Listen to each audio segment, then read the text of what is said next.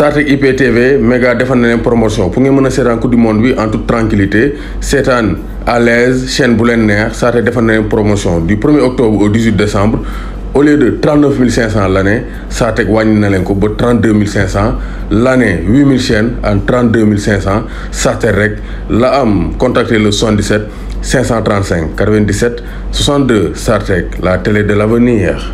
C'est une compétition très très importante pour le football local et pour le football de manière globale. Donc Sénégal sera dans la poule, la RDC, République démocratique du Congo, l'Ouganda et la Côte d'Ivoire. Côte d'Ivoire 3e en 2016, Ouganda 6e participation, RDC 2 fois vainqueur en 2009 et en 2016. Donc c'est pour montrer que on a une poule très très difficile, ça ne sera pas évident. Alors que on a des joueurs qui vont disputer leur première CHAN et c'est pas évident. Le tenant du titre c'est le Maroc. Actuellement le Sénégal n'a pas un très bon socle local. En témoignent les non-participations au niveau des phases de poule dans la Ligue des champions africaine et aussi de la coupe de la CAF africaine. Ça montre que notre football local est un peu en convalescence et très très malade. Donc Sénégal, Pape Thiaw a choisi 23 joueurs avec beaucoup d'absents, notamment Malay Junior, Malay Diagne, coup de Djambar, l'attaquant, l'attraction, l'un des meilleurs joueurs de sa génération. Actuellement, son absence fait jaser, mais c'est que Malay est en naissance de transfert. Pape Thiaw l'a bien dit, il est en naissance de transfert. Abdou Seydi, Aimé Tendeng aussi, ils sont absents. Bouli Junior, Widad, Paul Tendeng aussi est parti, Albert Lamandien est parti. Donc il y a beaucoup d'absents parce que le football local ne peut pas retenir. On n'a pas des moyens financiers pour forcer les joueurs à rester, pour motiver les joueurs à rester au Sénégal. Donc si les joueurs ont des contrats au Maghreb, en Europe, ils vont partir. C'est ce qui apporte de l'instabilité au sein de l'équipe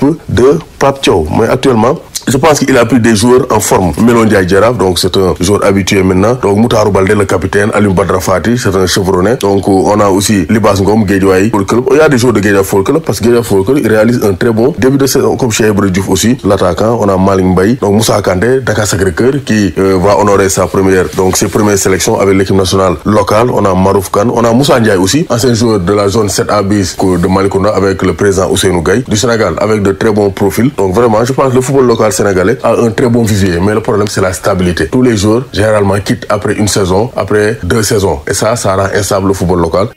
Aujourd'hui du Sénégal bi mooy génn phase de poule. Pourquoi? Parce que Sénégal gën nañoo participer 11 ans ngi nii depuis 2011 Sénégal participé wul CHAN te loolu lan lay wane lan lay firndeel day firndeel ne suñu championnat local bi doxul day sooxe bari lu tax muy gën a sooxe parce que mën noo téye joueur parce que championnat bi amul xaalis joueur boo am bu baaxee day dem te loolu day jafe pour nga am championnat bu dëgër. Pape Thiaw aussi wax na ko Sénégal am na ay joueurs yu bari bi am na ay joueurs yu baax chaque année day génne ay joueurs locaux yu baax te Pape Thiaw wax na ko ne Albert Lamandien dem na dafa am contrat dem donc gis nañ ne aussi Bouli Junior Sambou mu ngi Wydad Club Paul Tendeng dem na donc Abdou Seydi aussi dem na Aimé Tendeng ñu bëri gis nañ ne Malay Junior donc bokku ci moom bokkul ñu bëree ngi doon kaas mais li tax bokkul mooy il est en naissance de transfert mercato hivernal bi il se peut que mu dem te bu demee du mën a jouer Coupe d'Afrique des Nations locale bi donc looloo tax Malay Junior bokkul mais sinon donc équipe bi on a les tauliers donc Alioune Badara Fati champion d'Afrique c'est que léegi ñëpp xam nañ ko Pape Mamadou Sy génération foot défense bi am nañ Moutarou Baldé le capitaine Teungueth FC c'est un taulier international sénégalais aussi Ablaye Diédhiou donc Melo Ndiaye bu Jaraaf donc ñoo ñëpp xam nañ ne Djibril Diarra donc gis nañ aussi on a Moussa Ndiaye le Mbourois donc ancien donc joueur des nawetaan du côté de la zone 7A bis donc de Malicounda moom aussi muy monté en puissance dem na stade de Mbour ñëw na Jaraaf international U23 vraiment c'est un excellent joueur Elimane Cissé de Jambar expérimenté indiwaat nañ ko donc Moussa Kanté le néophyte moom muy doog a ñëw ci équipe nationale bi l'attaquant de Dakar Sacré-Cœur Malick Mbaye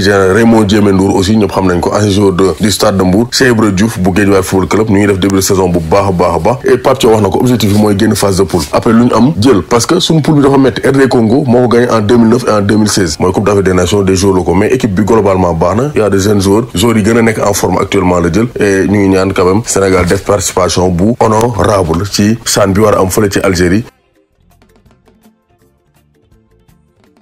Mondial Sport leader de l'équipementier au Sénégal ñëwati na ak ay nouveautés ak ay xewal yu neex donc maillot plus culotte maillot plus short à 15 000 francs blouson xale de 2 ans à 14 ans à 15 000 francs ku yéex ñàkk Mondial Sport leader de l'équipementier au Sénégal.